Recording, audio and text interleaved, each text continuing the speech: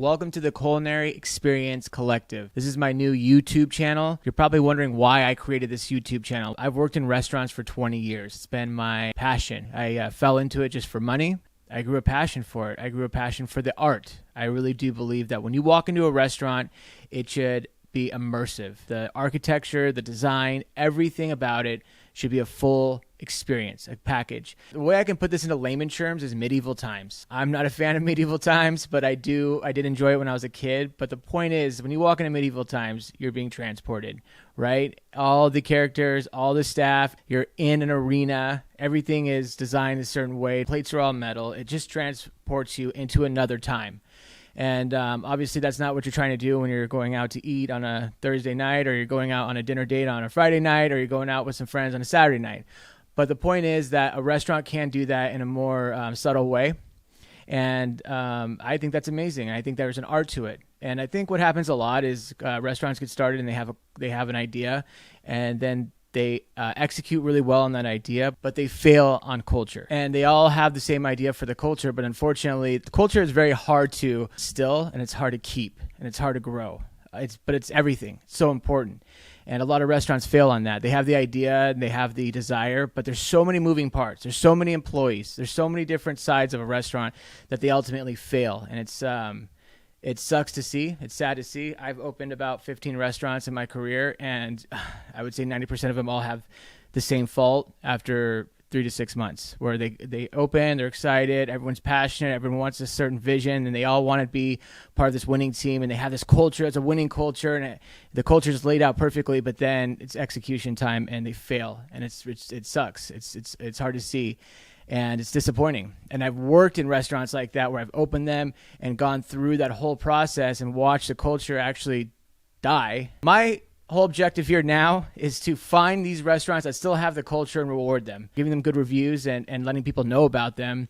And then also letting people know about the restaurants that have bad culture.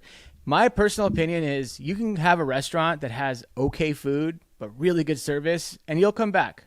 Most likely. If you have good food and bad service, you're not going to go back. So if you go anywhere where there's bad service, you're not going to go back. You go to a car mechanic and they rip you off, you're not going to go back. That's what I'm set out to do. I'm set out to find these restaurants that have great culture, great atmosphere, great vibes, and great food. First place I'm going to review is South and Nick's. Now, this place I've been going to for a long time. This place has it down, and I love starting off with this restaurant because this is exactly what I'm talking about when you have good culture. And you can tell. How do you tell?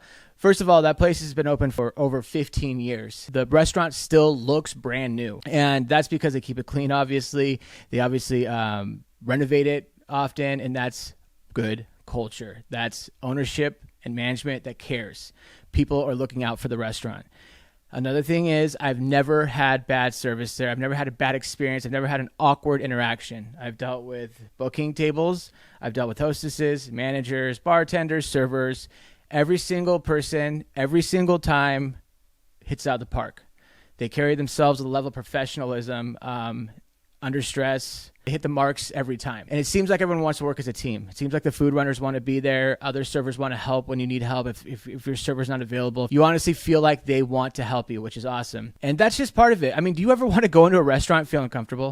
Have you ever gone to a restaurant and you're walking through and it's kind of busy and you see staff members and they almost walk in front of you, or I don't know what it is, but sometimes they just have an attitude or just a lack of professionalism, like you're in their house and you should act like it, that kind of vibe. Nick's has their service down. So when you have that down, now you have to worry about is the food. And like I said, if the food's okay, then it's kind of a winner.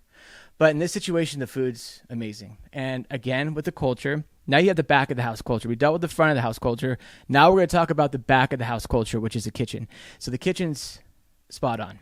The culture there is obviously amazing. Whoever's running that is running that well, and whoever's above them is doing it well. Every time I get food there, it's delicious. Every time I get food there, it's consistent. I can get the same dish over 2 years, 3 years, 4-year period. It comes out looking and tasting the same. Now, that's actually hard to do. It might seem like it's easy, but it's hard to do. And they make it happen every time. And all their dishes taste fresh. All the food tastes fresh. It doesn't look like they use leftover limes. That's another thing about this restaurant. It's a Mexican restaurant, right? So every drink you order has a lime. Every food item you order has a lime. And guess what? When you look at the lime has no browning on it. That is a number one indicator if you want to talk about culture and how much the staff cares, how clean the restaurant is. When you go to a restaurant, look at the limes they give you, because even if there's a slightest browning on them on the edges, that means they've been left out. That means they're a little bit old. Like, it could be a day. When I was running restaurants, you have to cut fresh limes twice throughout the day, in the morning and then the next shift. Like, there's no browning. And sometimes limes are brown. Sometimes limes just have browning on them already. You don't use those limes. That's it. Bottom line. I mean, it's just like a level of laziness where restaurants keep the limes from the night before, day before. They're still good. They're still clean. I mean, who wants to? I mean, you don't want to know that the fruit you're using is from the day before. I mean, with all the bacteria and stuff like that, you already know the deal. So that's part of it. These limes come out perfect. And I know you think that might sound stupid or might be funny, but start looking. Start checking limes. You'll be shocked. Even the nicer restaurants have a problem with it. But a really good restaurant will never have it. Drinks are immaculate, but their food is amazing. This trip, I had a Mexican pizza for an appetizer. The Mexican pizza is delicious. It's just, I mean, it's exactly what you think it is. It's crispy tortilla, ground beef, red sauce, sour cream, guacamole, cheese, made into a little pizza, and it's just delicious. I'm a big fan of Taco Bell's Mexican pizza. I always have been. I was pissed when they took it off the menu. Very happy when they brought it back, even though I don't eat there that often anymore. And this is like that, but on steroids. It's delicious. I mean, it could be two problems. One, it could be a meal of its own, so if you just want that as a meal. But the problem with it is it can ruin your meal. And that's another problem that they have too, is that when you get to South and Nick's, they give you fresh made chips, but then they give you a bean dip and two salsas that are just like, they're both, one's the best salsa and the other one's the second best salsa in the world. They're so good. The bean dip's amazing, but the problem is it ruins your meal. So don't ever ask for more chips. You're going to go through those chips, whether you like it or not, without realizing it. And when you get to the bottom of this basket, that's when you realize you need to stop, because you're going to ruin your meal. And I've done it many times, even though I know not to do it. And I got the Cabo shrimp. Cabo shrimp is really delicious, but pretty basic. It's giant shrimp that's made in a really delicious mean butter sauce, and then it's served over rice. It's delicious. You can't go wrong with it. And then we also got the birria tacos, which I love birria, and this is probably some of the best birria tacos I've ever had. I mean, that's my experience with South and Nick's this time around. I'm going to try and go on a deeper dive, do more drinks, more appetizers, and even desserts. But just take it from me that this, if you first of all, if you live in Orange County, if you haven't been to South and Nick's, shame on you. And second of all, you need to go.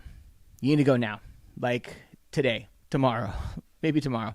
But you need to go. You need to try it out. It is well worth the trip, no matter where you're at in Orange County, especially if you're close to San Clemente. And don't go to the Laguna Beach one. It's just not the same. You got to go to the South and Nick's in San Clemente. That's the OG, and that's where you want to go. Why would you want to go to this less attractive, less charismatic Cousins restaurant? If you're traveling to OC and you're looking for a place to eat, go to South and Nick's.